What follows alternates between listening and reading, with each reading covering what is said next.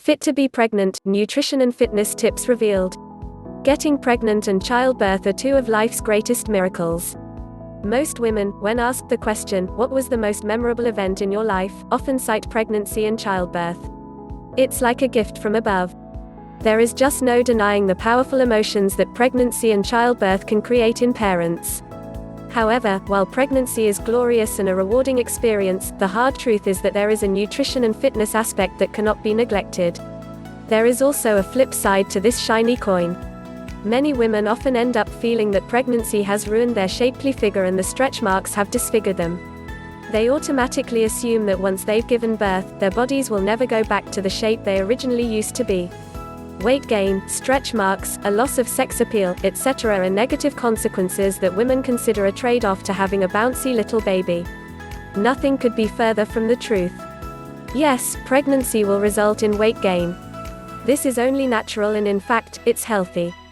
However, the weight gain can be maintained without letting it get out of control. All weight that is gained during pregnancy can be lost after pregnancy.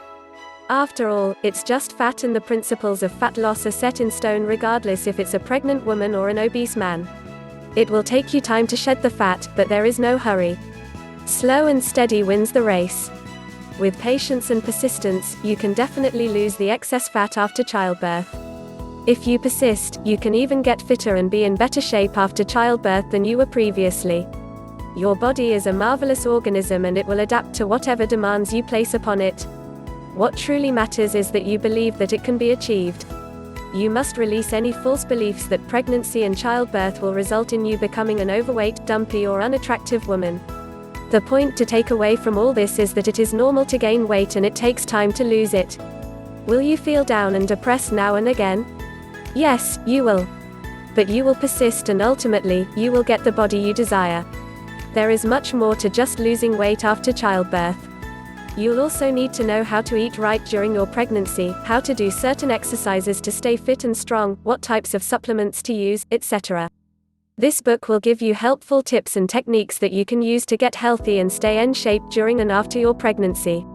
Before even getting pregnant, you should be aware that your health, habits, diet, fitness level and many other factors will directly or indirectly affect your pregnancy and the fetal development.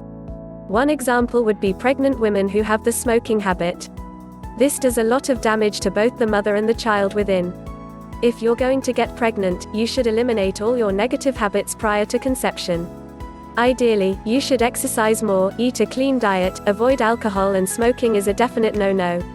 If you have any issues with substance abuse, etc., you should eliminate all these before planning to have a baby. Here are a few tips if you're in the pre-conception stage. No smoking and no alcohol.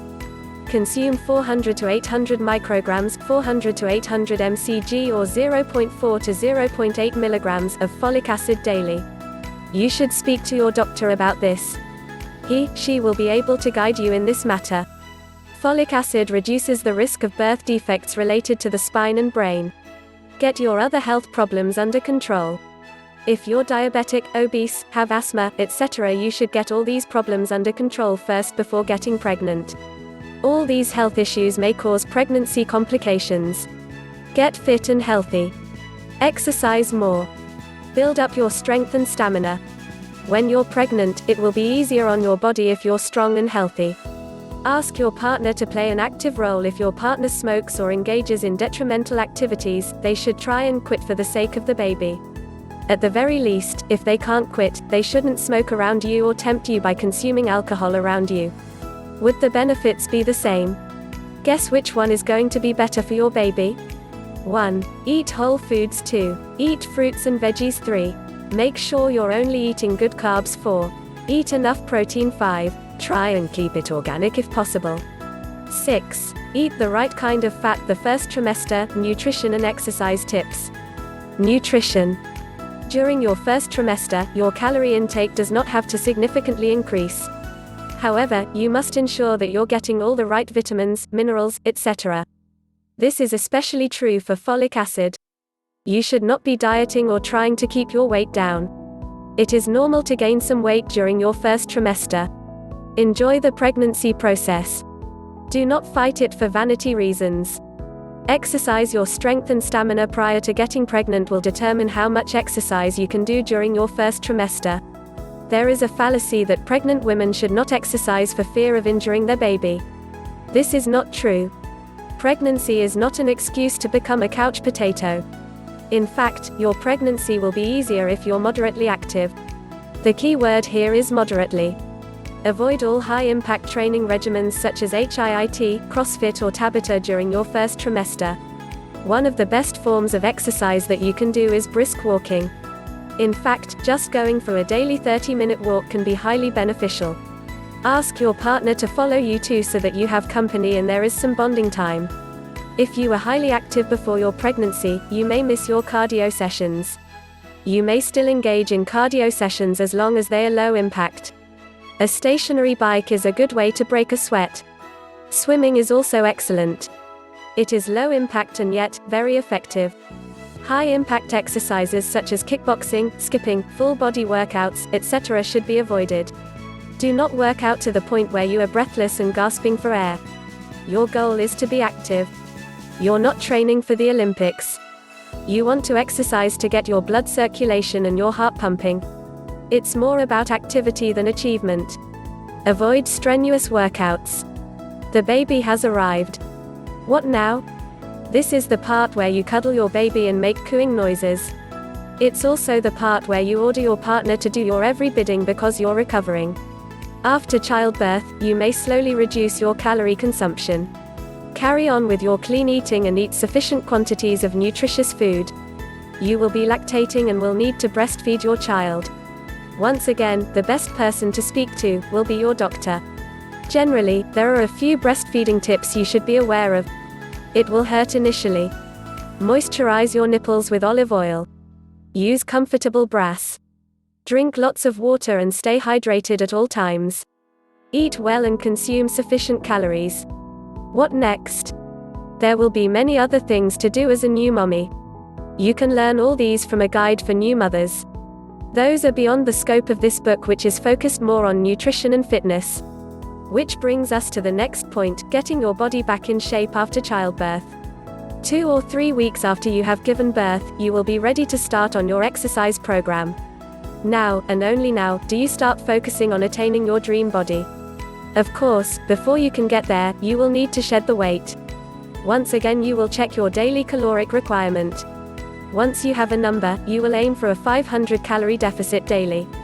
This is a safe number to aim for. Don't aim to cut your calories too low.